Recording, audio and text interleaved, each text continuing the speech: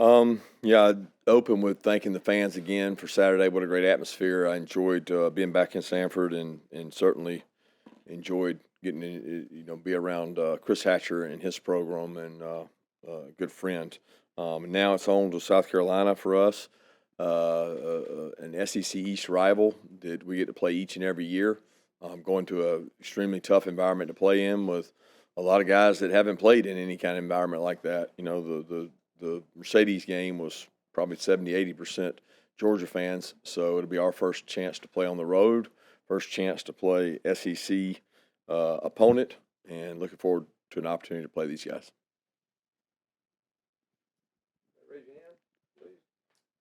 Kirby, just a few housekeeping notes. Anything on AD? Any update? Do you think he'll be able to practice today? And then also didn't see William Poole on Saturday. Yeah, definitely. AD will not be able to practice today. We're hopeful that he's able to make it. Ron's optimistic, but you know how that goes. It's more about where he goes and where he's at. And we'll see on Poole. Right now, he just wasn't in the lineup to play.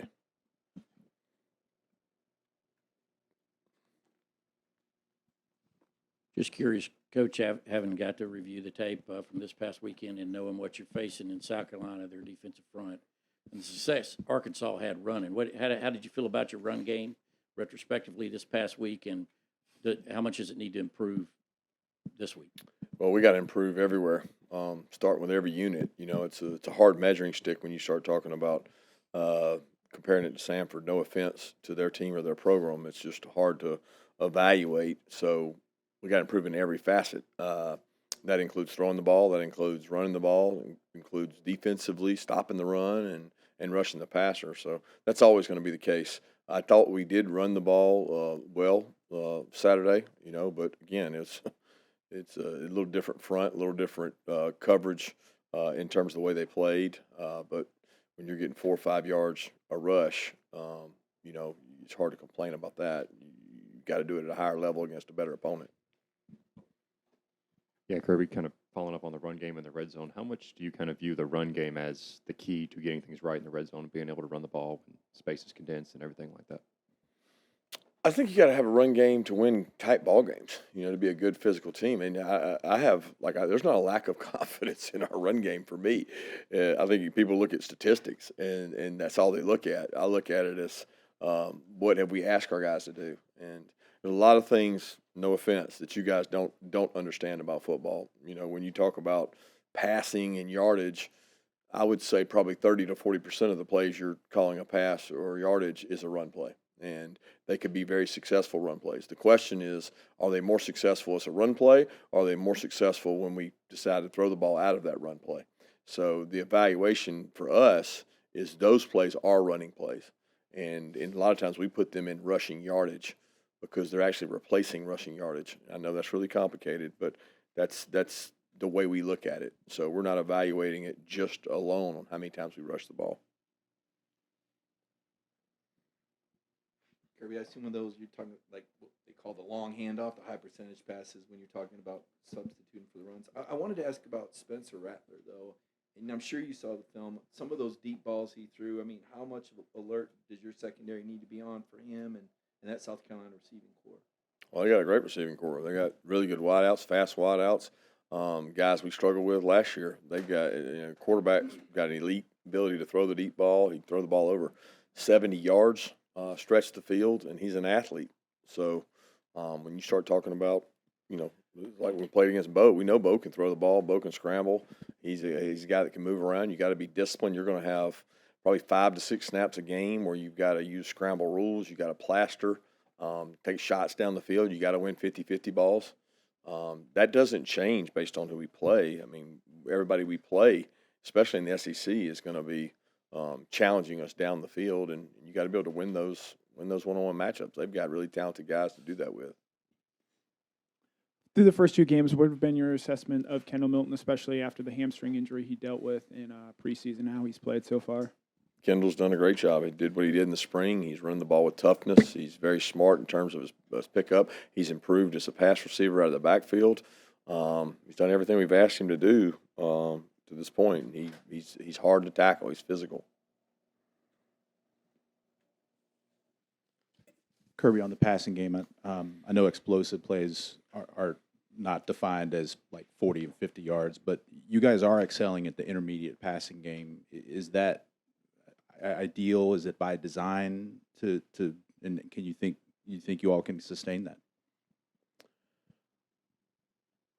Can we sustain it? I think it's probably dictated more by what the defense does and what the defense gives us. You know, I would like to think we can sustain it when it comes to accuracy, completion percentage, decision making. A lot of those plays, there's multiple people that the ball can be thrown to. It boils down to, did we read the coverage right? Did we take what the defense gives us? Did we hand it when we should hand it? Did we throw it when we should throw it? Did we a lot of things involved in that, you know. I would certainly think we can maintain that, but it's going to take staying healthy. It's going to take protecting the quarterback. It's going to take protecting the football. But that's the expectation. Yeah, Kirby, you mentioned Bo when talking about Spencer Rattler. Does facing a guy like Bo so recently help at all when you're preparing for a guy like Rattler, or is it, is the page kind of completely turned to like two different guys? I think it helps anytime you face an athletic quarterback. We face one every day, so it's like one of those deals that you get better the more you face a guy that has athleticism. Spencer's a little different than Bo. I mean, he's a really good athlete. He's got great arm strength. He's got a lot of playing experience. But each guy is different because their offenses are different. Kirby, the last time you guys played in South Carolina, it was a COVID year, so basically nobody on this team has played in that bonkers environment. Is it silly to say or think that Stetson's being a fan so far back and knowing that environment, is that an asset for a team that's going into, like I said, a really crazy place to play? The only asset to going into an environment like this is experience, and we've probably got 20 or 30 guys that have experience going into Auburn, Tennessee, places similar in terms of fan experience. So we've got some guys that can draw on experience. We've got some guys that'll lean on those guys because they'll be new. Anytime you go on the road for the first time, guys have to get comfortable with that. We had that a little bit in Atlanta in terms of not being on our own field, but it certainly wasn't the same kind of environment we're going into this time. And we'll have some guys that are young guys that have to lean on those older players. Kirby, how would you describe your offensive identity, and how has that evolved over the years that you've been here? It's evolved based on the players, and that'll never change, right? So when the strength of our team is the backs, then we feature the backs. The strength of the team is the tight ends. You try to feature the tight end. The strength of the team's quarterback, O-line. Right now the strength of this team is probably its depth up front, experience at quarterback, and a distribution of the ball across the entire offense to make you defend 53 yards. So the evolution is based on what players you have.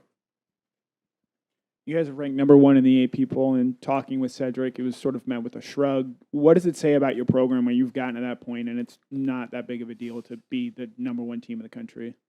It's never a big deal. It only matters at the end of the year. I don't know that we've spent many weeks outside the top 10, and it never mattered whether we were inside the top 10 or outside the top 10. It just is irrelevant. I mean, it's a lot more worried about how we execute a combo block than I am worried about what we're ranked. And hopefully the kids are the same way. Hey, Coach, just wanted to ask about Tyron Ingram-Dawkins. Given that he is from South Carolina, you said when Channing Tindall went to play, you assigned him as a captain because you understood how much that game meant to him. This is Tyron's homecoming game. I was wondering if you've been seeing him approach the game differently in practice and such. I hadn't seen him yet. So, I mean, it's he approached it the right way last week, but literally we have not seen the guys yet. I know he'll be excited. He's going back to play in South Carolina. He is from there. He's not going to be a captain this week, but Guy does a great job for us, and we'll see how he approaches the game as we start practicing. Coach, you just mentioned that one of the strengths of your team is your depth up front. What have you seen from rotation guys like Amarius Mims and Willock? And when it comes down to it, to more marquee matchups, how many guys would you like to rotate up front? Well, it depends on how guys practice. You'd like to think guys separate themselves in games, but I get a better evaluation of those guys Monday, Tuesday, Wednesday than I probably did Saturday. And we'll continue to evaluate it and see who plays well and who competes, and we get to go against a really good team for 3 days in practice before we go against another really good team. So we'll figure it out.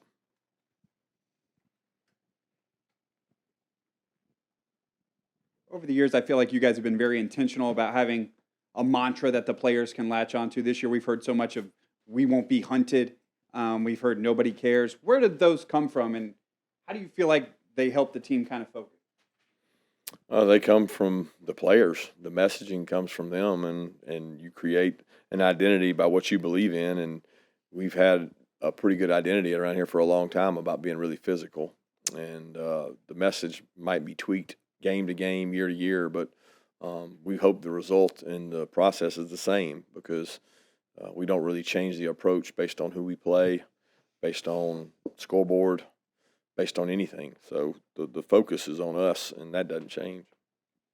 Kirby, what stood out when you hired Shane to this staff, and what really stands out to you about the job they've done over there in South Carolina so far? We hired Shane. I'd known him for a long time. He was interested in coming, and thought it'd be a great opportunity to jump into the SEC and be part of our program, and he did. And he's created a lot of energy through his program, through injury enthusiasm, his staff. They got an excellent staff at South Carolina, and just creating an environment of competition for their program to compete at a high level, which South Carolina's always historically played Georgia, really hard and tight. It's usually the first SEC game most years. They recruit our state hard. We recruit their state hard. So there's a lot of things to that. Kirby, obviously Warren McClendon's been on the field for 3 years, so he's a tremendous asset. How has he grown, particularly in the leadership in this year in particular? I think he's more vocal this year than he has been in the past. Last year, he's naturally a quiet guy. Last year, probably didn't have as much to say with Jamari and Schaefer around, and this year, he would, he and Cedric together would be considered leaders. I'd throw Broderick and Warren Erickson in that boat too. But Warren McClendon is like just a very well respected vet, and players respect him because his durability has been incredible. His toughness is remarkable in terms of doesn't miss practice, and just works really hard. So he's a guy that the players look up to and listen to. South Carolina entered the SEC a few years before you came to Georgia. Do you have any specific memories against the Gamecocks? Any games you played against them? Not really. We kind of went back and forth. I don't know. We probably split with them while I was a player. It seemed like we won at home and lost there a couple times, and had some really good football players. Played against Deuce Staley, and some of those guys were just unbelievable athletes, and don't remember much about it. Coach, Trayvon Walker made some pretty incredible plays yesterday. What was your reaction when you saw those plays, and have you been able to speak with him since then? No, I hadn't spoke to him, but I did see the little clip, or whatever they call it, the little snippets of the highlights, and pretty incredible. It's unique for a guy that size and speed to be able to do some of the things he does. But over the last 3 years here, we saw those. When you see practice, you see thousands more reps than you see in a game. So we've seen some really freaky events by him, and to have those three in the same game are pretty spectacular. Kirby, will you reach out to Sam Pittman this week, seeing how he just faced Shane Bieber, and how often would you as a head coach reach out to the staff of a team that played the team you're about to face? Probably more as a position coach or a coordinator. That's a very common thing to try to reach out, talk to people, see if there are any nuggets, anything you could learn. They learned maybe in game, maybe how they look on the hoof, pace of play, things like that. I think as coordinators, you like to talk to the other team when you can share ideas and things like that. But as far as Sam and I, we text ever so often anyway. Kirby, I know a lot of preparation, but do you allow yourself a little bit of time? I think the majority of these 48 Georgia guys in the NFL you coached or developed, or guys like Tate Crowder that are now budding into stars. And then I guess secondly, not a scoreboard watcher, but when we see a Notre Dame lose to a Marshall or an A&M lose to an Appalachian State, is that something that that makes it pretty real for your players in terms of maintaining that standard regardless of an opponent? On the NFL front, I haven't talked to any of those guys. I try every now and then to shoot a guy a text. when I think about him. I'll be honest, it hits me more when I'm watching our tape, a tape of us playing and one of them's on it, meaning you go back and watch an opponent from the year before, watch South Carolina game last year, and DK has a pick, and I send a text to him, or, watching Sanford, saw Roquan Smith play in Sanford and shoot a text to him, thinking about him from when he was playing. But not necessarily because I don't get to watch NFL games and communicate with those guys. But and then as far as the upsets and stuff, guys, that really doesn't – it's part of college football. It can happen to anybody on any given day, and I really try to focus my attention on how we get better. That's all I concern myself with is what are we going to do today at practice that gets us better, because I'm not worried about tomorrow's practice or Saturday's game until I get through today's practice.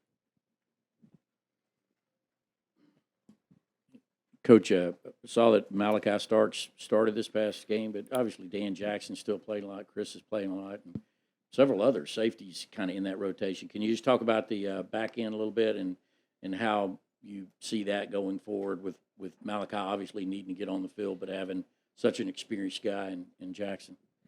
Yeah, Dan uniquely does. He doesn't have a ton of experience. He got to play some last year. I don't know that he started any games, but he does. He got to play in our dime package. So he gained some confidence from that. He's got 2 pretty good years of practice under his belt, which usually in our system you get to where you're comfortable and you don't require 100% of reps to get ready if you've been in the system 2 years. So Dan's in a position where we feel like he knows what to do, but Dan can still grow and get better as a player. Chris played a lot of football for us. We had the luxury of trying to help Chris take care of his body and have a good year and be productive by putting his reps at 75%. And then Malachi needs all the football he can play. He still hasn't seen everything, done everything. Tremendous talent, and continues to stay level-headed and work really hard. Back there, David Daniels, a guy that I really think has had a good camp. He had some good plays against Oregon. He's shown confidence. He knows our defense. He's playing with more confidence and awareness, and we need him to keep getting better. When you make a lineup change like that and someone's going to start and someone is not going to end up starting, what are those conversations like with the players? And for the guy that ends up not starting, what do you do to sort of make sure that you are able to keep him engaged, knowing that he's probably still going to need to help you at some point? Just honest with him. I mean, honesty is the best way to go about it. I mean, it's no different in the NFL. It's no different anywhere. Production, most of our kids know. I mean, they'll be the first to tell you that we're going to play the best players, and Malachi's earned that right. Dan's not upset about that. He's a team player. He gets it. Dan has a major role on our special teams units, and he continues to play on defense. So you're one play away at all times. Those conversations are not hard or complicated. Take 2 more questions. We saw it on Saturday some when AD went down, but when a guy like Dylan can come in and perform in that spot, how important is a young guy like that to come in and take AD's role a little bit? Yeah, Jackson actually went in and played, and I thought Jackson did a good job in the moment, and Dylan got to play as well. It's hard to play just 2 or 3 wideouts in a game, especially early in the season when the temperature is such, and you're trying to get guys in game condition. So we have a lot of guys that play at wideout. We've got several young players that are really talented, Dylan being one of those. They got to grow up, and the best way to grow up is go play. So we're going to keep getting those guys better and keep giving them opportunities. They got to be able to play in the moment.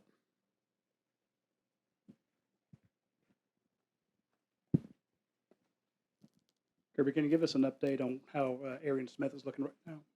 Yeah, Arian's coming back. He's been able to do some weight-bearing running. He's been hitting some good speeds. Hopefully he'll be able to get back. We don't know when he's going to be back. It's doubtful he's back this week, but he is back running, and he's not 100%, but excited for what he's been able to do. He's not cutting and breaking. He's on the Ultra G. He's getting better, and you can see it in his eyes. He's getting healthier. Just I got no idea when he's going to be back. Thank you.